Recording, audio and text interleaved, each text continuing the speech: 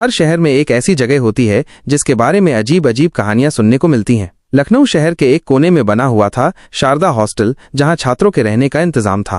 पर इस हॉस्टल की पहचान एक डरावने रहस्य से जुड़ी हुई थी।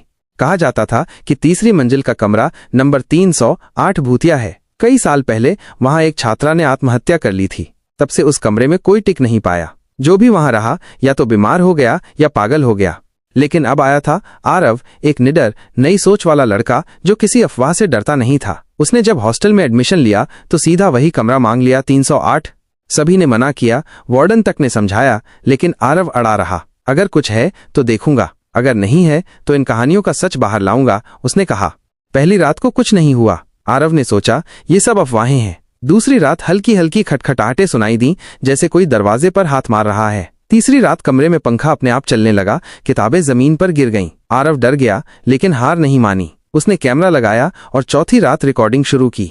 अगले दिन जब उसने वीडियो देखा तो उसकी रूह कांप गई। रात के 2 बजे कैमरे में एक धुंधली परछाई दिखाई दी जो दीवार पर चलती हुई सीधे आरव के पास आई और कैमरा बंद हो गया। अब आरव भी समझ गया कि कुछ तो गड़बड़ है। उसने हॉस्टल के पुराने रिकॉर्ड खंगाले। पता चला कि आत्महत्या करने वाली लड़की नीलिमा बेहद होशियार थी, लेकिन बार बार के तानों से तंग आकर उसने जान दे दी थी। उसके कमरे का यही नंबर था, 308।